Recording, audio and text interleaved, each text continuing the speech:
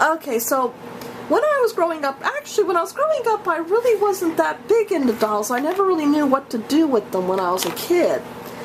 But, I really liked my Brooke Shields doll, and mainly the reason is that Brooke Shields was a brunette, and you know they do claim that they did actually produce a few brunettes in those days, but in my day, pretty much all fashion dolls were blonde. You know, in the 80s, they always said blondes had more fun, even though they also had the stigma that blondes were oh so dumb and couldn't keep their legs closed. But you know, if you were a brunette in the 80s, you know, I didn't quite agree that blondes had more fun. But all my dolls, all the Barbie dolls, row after row of some sort of blonde doll. They might have had blonde curly hair, or they might have had blonde straight hair, but they were always, maybe they had bronze skin, or maybe they were light skin, but they were always blonde. And, you know, it was really kind of boring to look at, you know. And they definitely had no nationalities in those days, not that I remember seeing, you know. I think that's why I got so excited years later when we started having, you know, now these days they have dolls, you know, Asian dolls and black, you know, African American dolls and Hispanic dolls and definitely dolls with different hair color, you know, dolls with, you know, brunettes and blondes and redheads and sometimes even colors like blue and purple, you know. So anyway, I didn't know who Brooke Shields was. I had never heard of her at the time that I had the doll.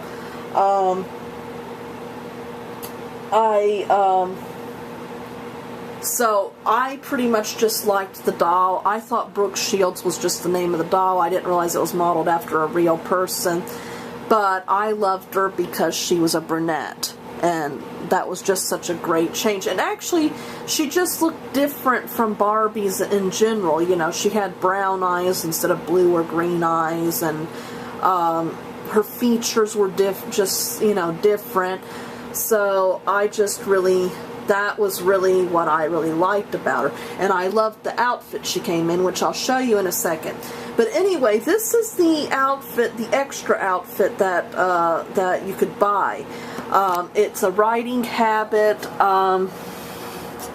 It came with a little riding helmet and a maroon sweater with a ribbon on it, and a yellow sleeveless shirt and tan pants, and it also came with black riding boots, which I can't seem to get her to fit on anymore. Oh, that's what happened. Oh, that's what happened. Oh, you know what? A peg's in there. You know what happened? You see, what happened is that before I realized Star Wars figures didn't always have feet, I had taken off the outfit of my Barris Offie. And I had taken off her boots, and that's when I discovered she didn't have feet. She only had pegs at the end of them.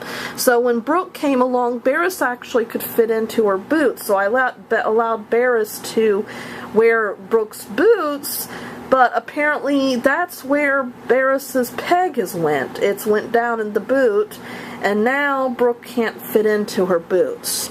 So, and the outfit also came with a riding crop, which has somehow disappeared. I wonder if somebody got kinky with it. I don't know. Anyway, she doesn't have a riding crop either. So, anyway, so, you know, I'll give you an up-close look. This is her up close.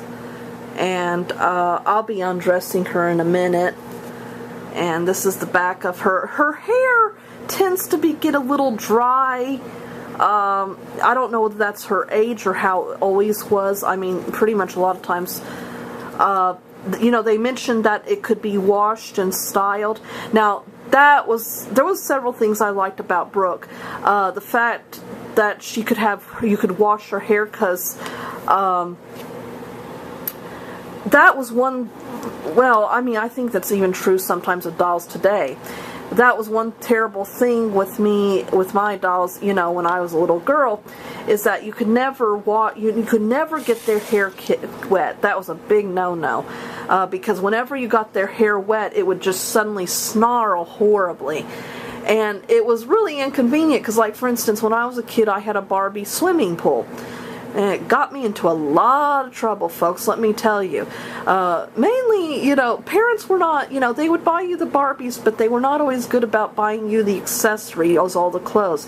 Though, when I think about it, the dolls were kind of hard to remove their clothes on and get the clothes, and whenever you put the clothes on them, you ran the risk of snapping off their arms and legs. So, I don't know, maybe the parents actually had a good reason for not buying the extra clothes. They didn't want their children removing the clothes and possibly destroying the doll. Anyway, Barbie swimming pool.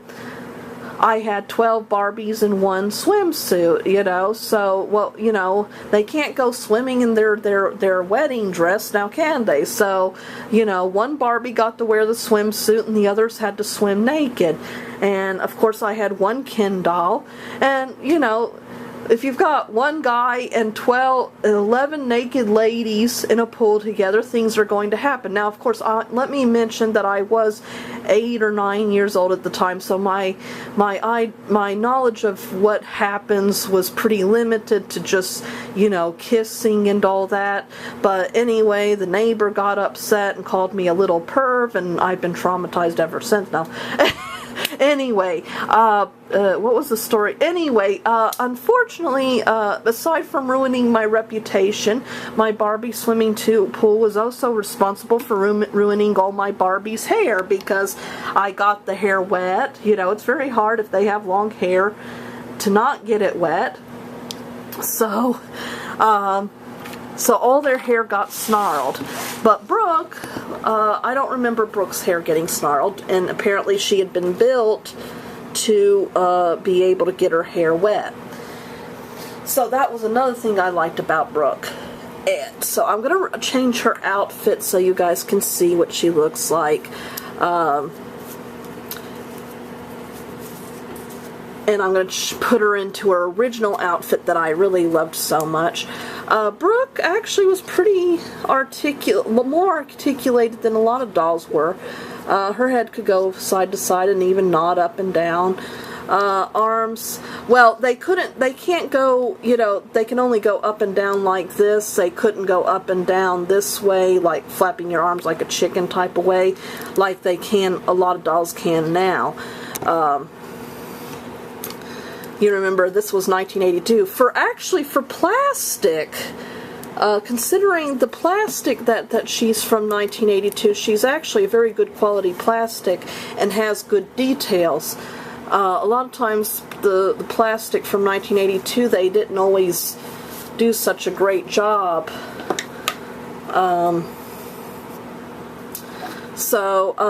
Brooke, her body was kind of awkward to dress because she has kind of this a very small waist, and this really large kind of triangular torso.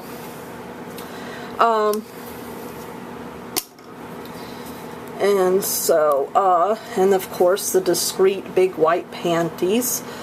And you have to be, I didn't put baby powder on, I hadn't read the thing. So the discreet big white panties. And as you can see, this is the limit of her leg movement. You do have to be careful really with these type of dolls because it is easy to snap. Now this was something that was oh so neat about Brooke that was not really common in the dolls of my day. Her legs could bend. Now, that's, you know, that's a little more common these days.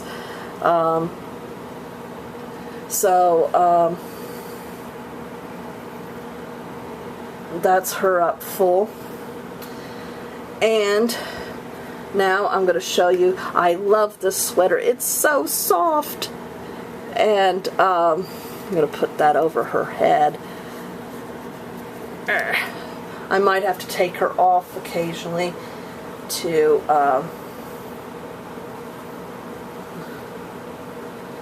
just help out with the... there we go. Yeah, the 1980s, another time when there was all these women that for some reason just insisted on wearing sweaters no matter what type of weather. Of course, in all fairness, maybe they lived in places that were a little cooler. I live in Florida. There's not very many reasons to wear sweaters, usually in Florida, particularly in the 1980s. But lately we've been, I don't know whether it's global warming, but we are getting more cold weather now. Okay, and then her little ribbed white leotards.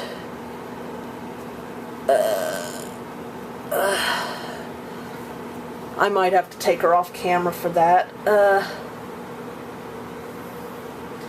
I'll stop it here anyway.